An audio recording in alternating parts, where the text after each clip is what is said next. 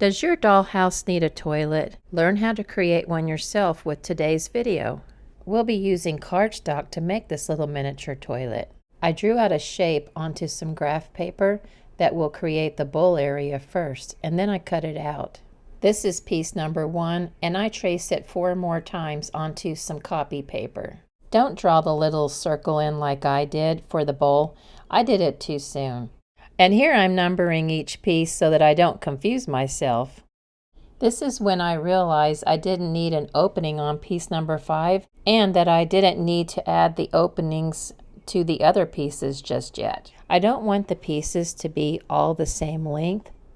I'm drawing lines to show me where to cut because I want each piece to be 1/8 of an inch shorter than the previous piece. I hope that makes sense. You can probably get away with just eyeballing it, just as long as the gap between each piece is roughly the same distance. They should look something like this. I drew an opening on piece 1 for the bowl opening. Then I line up the bottom of piece 1 with the bottom edge of each piece and trace the opening. That way the opening will line up correctly with each other, as you can see here. Piece number 5 does not have an opening. It will create the bottom of the bowl. And now that I have all of the bowl pieces ready, I cut each one out of cardstock and glue down to another piece of cardstock. That way when I cut it out, the edges will be a little bit more even. I repeat it once more to give me 3 layers of each piece. And here are all the pieces. And you can see by keeping that bottom edge flat that the hole matches up for each one. And now it's time to glue all of the layers together. And once I have them all glued, except for piece number 5, I smooth out the opening of the toilet bowl with some sandpaper that's glued to something round to make sanding easier. Now that I have the opening smooth, I glue on piece number 5. That completes the bowl area of the toilet, and now I just need to sand the edges really well and make them as smooth as I possibly can. This next part is optional because Aunt Clara's toilet, which I'll show you later on, I did not do this and it still turned out. I added some paper clay to the front of the bowl to smooth it out, and I'm going to let it dry. My strip of cardstock is 1/2 inch wide and 4 layers thick. I made a mark 1 inch from the end, and from that mark I measure 15/16 of an inch, then 7/8 of an inch from that mark. I cut them away from the strip, and keeping the bottom edge even, they should each have a 1/16 of an inch lip. This is going to create the base of the toilet. I used the remaining part of the strip to cut pieces that are 7/8 of an inch wide again, and I glued to the top of the previous piece until this piece is about 5/8 of an inch high. Again, your measurements will be different because you may be working in a different scale. I thought about making it hollow, but I figured it would be too light and I needed something heavy for the base of the toilet.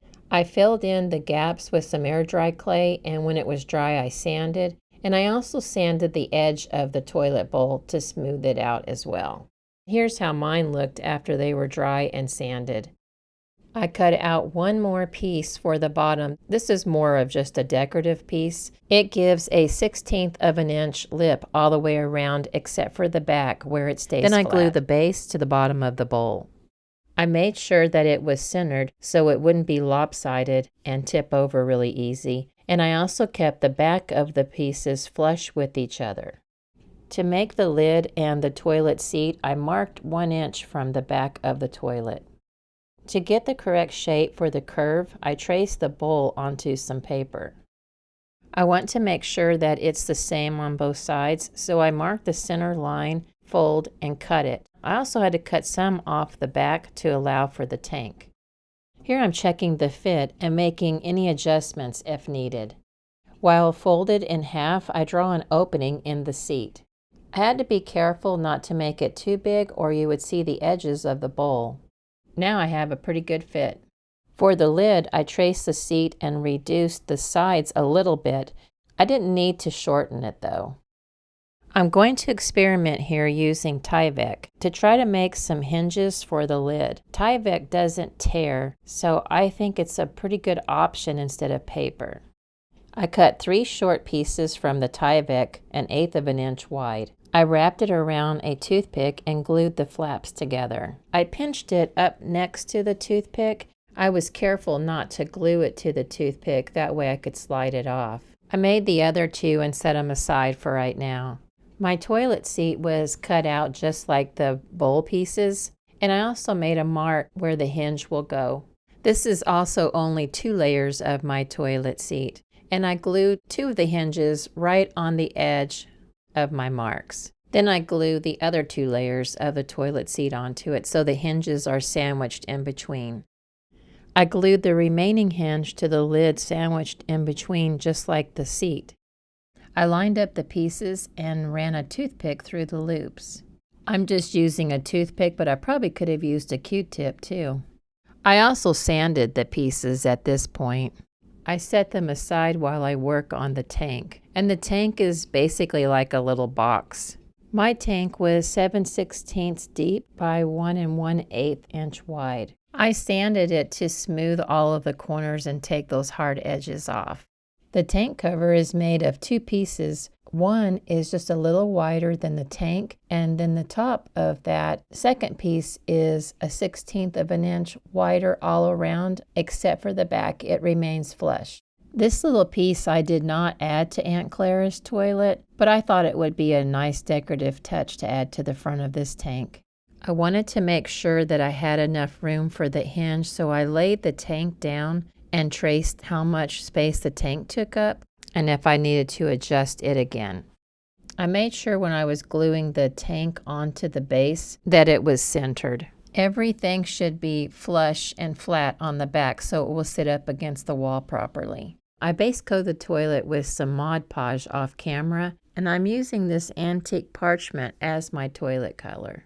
I cut a toothpick a little bit shorter than what I needed my hinge to be, and I covered the ends with some little thin rounds of the end of a Q-tip. I was also realizing that I needed to put a piece of cardstock or something there to build it up because of the ridge that I had under the hinge. I didn't glue anything to the toothpick because I thought it all had to move freely because I wanted the seat and the lid to move up and down. But that was really not going to be a possibility. So at this point, I was just going to be happy with the lid going up and down. Thank goodness I didn't glue it down because when I was test fitting it again and trying out the hinge, I realized that the decorative part of the tank was keeping it from staying up, or so I thought at this point. So I was going to rip that top off, but then I thought, nah, I better cut it off and be neat about this so I can save the toilet. But it still wouldn't stay up, so I was thinking that it was that silly decorative piece that I put on the front, so I took it off.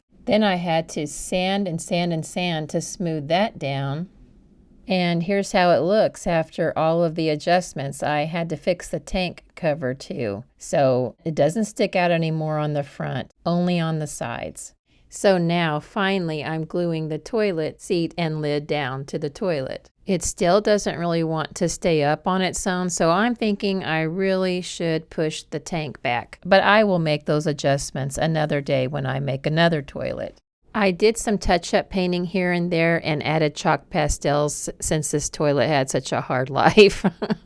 I colored some Mod Podge with chalk pastel and colored the backside of a piece of clear packaging to look like water in the toilet. For the handle, I took a piece of wire and wrapped some paper on one end and then bent it into an L shape and painted it gray, drilled a hole, and glued that onto the front of the tank. Even though the toilet seat and the lid both don't raise up like I originally wanted, I really learned a lot with this experiment with the hinge, as frustrating as it was at times. But I learned a lot, and I'm proud of myself for not throwing it in the trash. And here are the two side by side. Aunt Clara's does not open. If you don't want yours to open, you could just glue them down like I did on hers.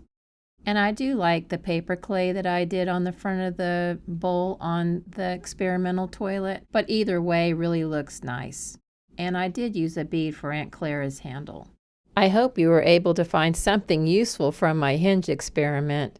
Thank you so much for watching, and I'll see you next time.